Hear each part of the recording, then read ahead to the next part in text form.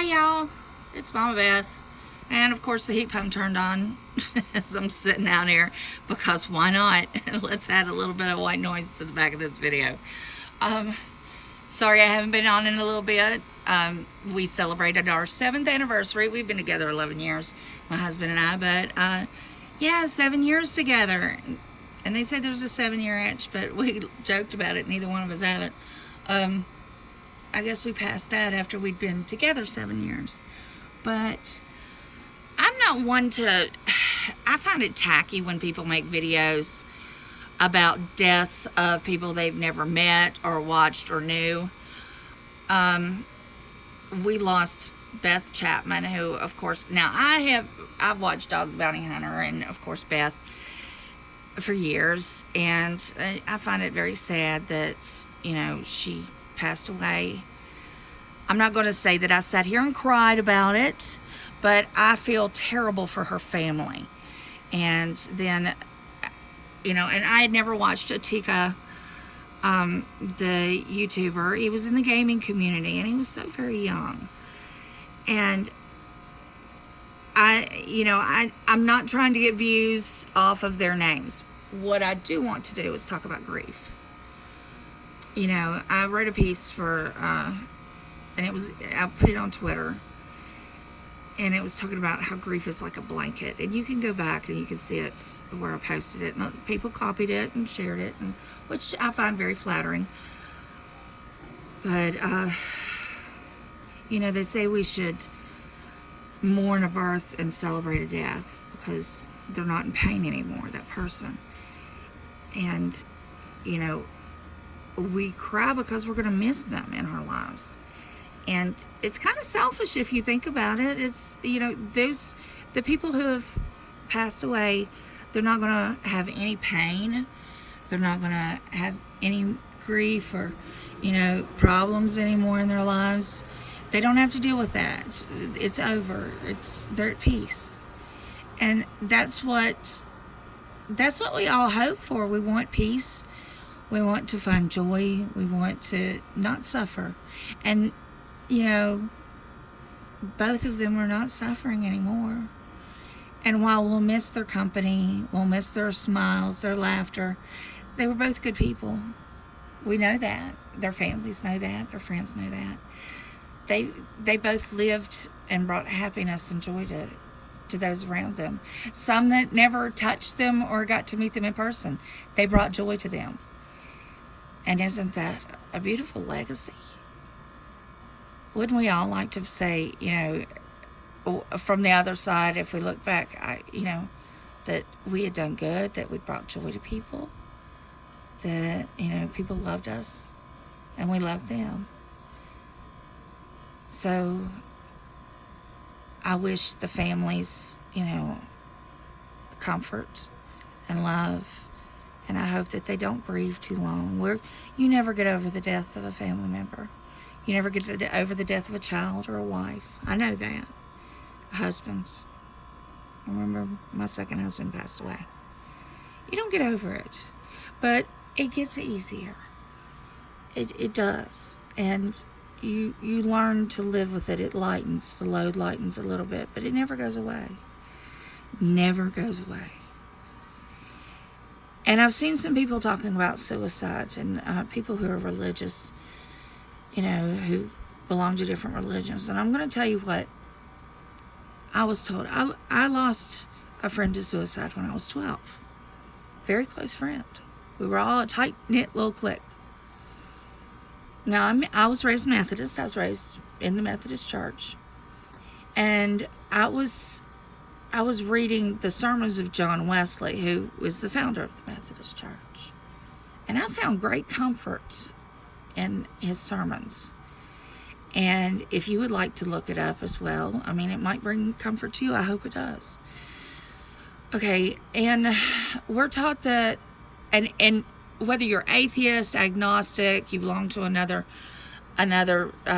you know, part of the Protestant faith, or if you're Catholic, this might bring you comfort. And you know, that's what I'm hoping for here. I'm not trying to preach religion, but this is logical to me if you're a believer.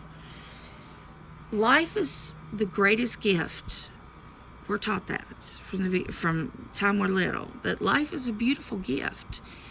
And it's a gift given to us, and we're supposed to treasure it.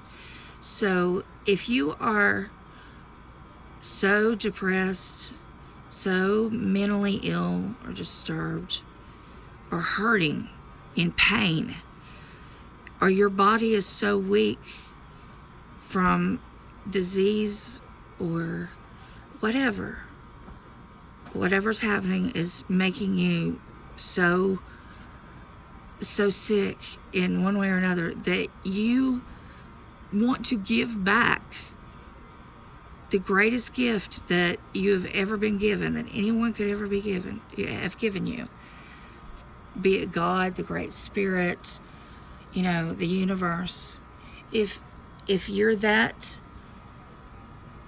in that much pain that you want to give it back, then you're ill. You're mentally ill. Your mind isn't functioning right. Your body's not functioning right. And in John Wesley's sermon, in his sermons that he did about suicide, he said, God does not judge people who are mentally ill.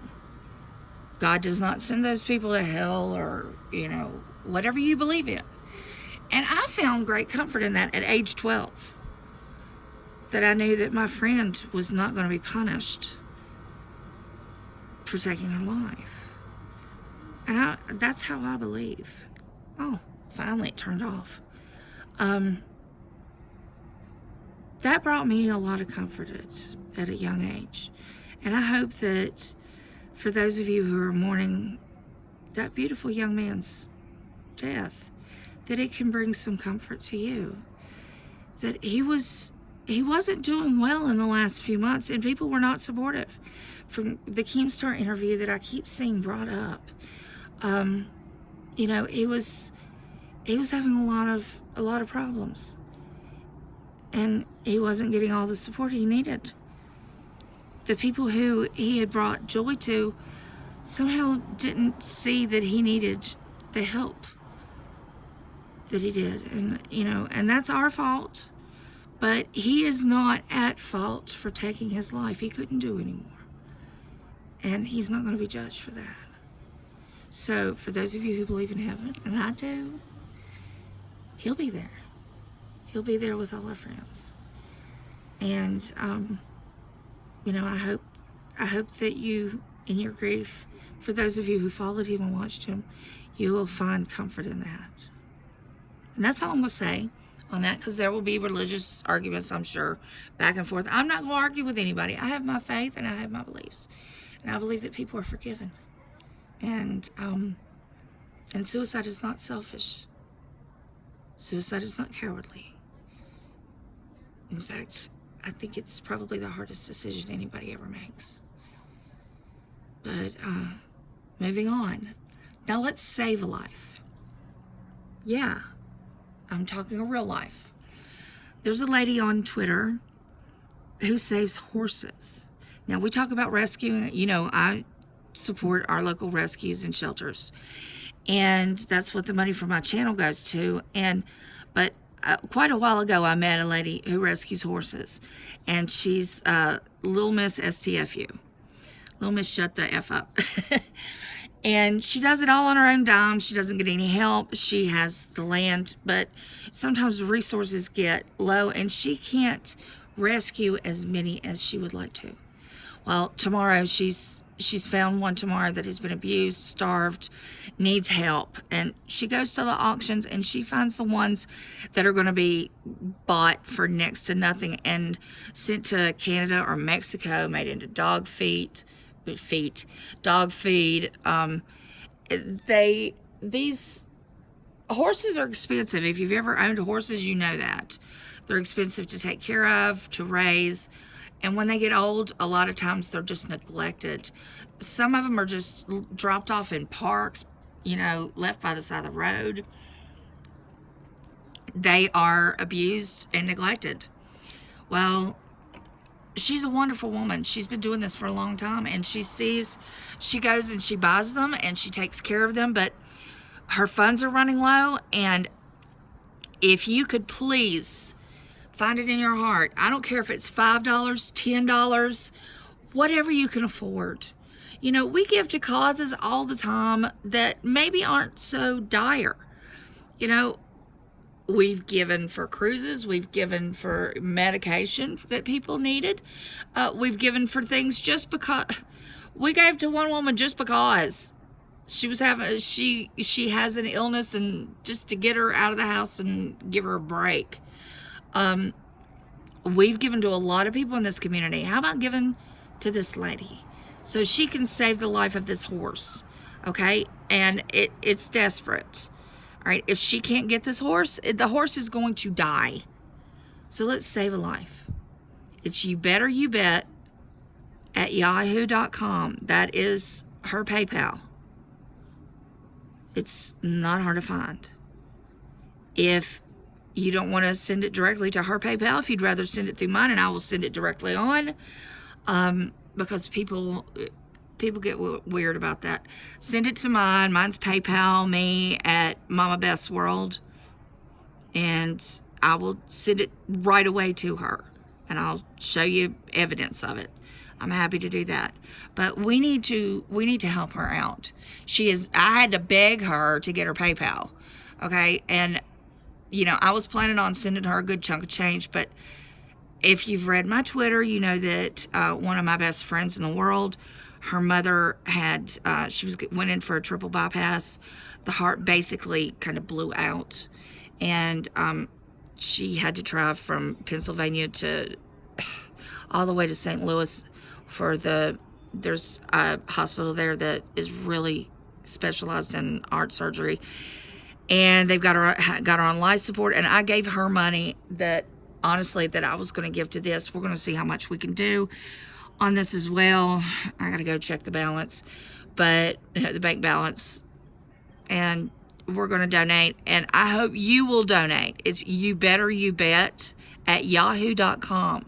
Please, please, please help out this situation. You know, we help dogs and cats all the time. We help wildlife. We help different kinds of rescues. We help people. Let's help this horse. You know, they're beautiful creatures too. And let's give it a new lease on life so it can be happy for once. And, you know, and she trains them. They're not pleasure riding. These animals get to live a happy life where they don't have to work. They don't have to be ridden around. They get treated well. They get good vet care. You know, they get love. So please, I don't know how to ask any more. Or if you love animals and you want to help, it's You Better You Bet at yahoo.com. I'm Mama Beth's World. If you want to send it to me and I'll send it on, then that's fine. My PayPal is Mama Beth's World. But you know, and let's raise enough money so this horse will live. I love you all. You love you. Pray for the families and friends who have lost their loved ones, and I'm sure it's more than just the two we know. But you all have a good evening, and open your heart, open your wallets a little bit. You know, we're not asking for a fortune here, just enough to save this horse. Okay?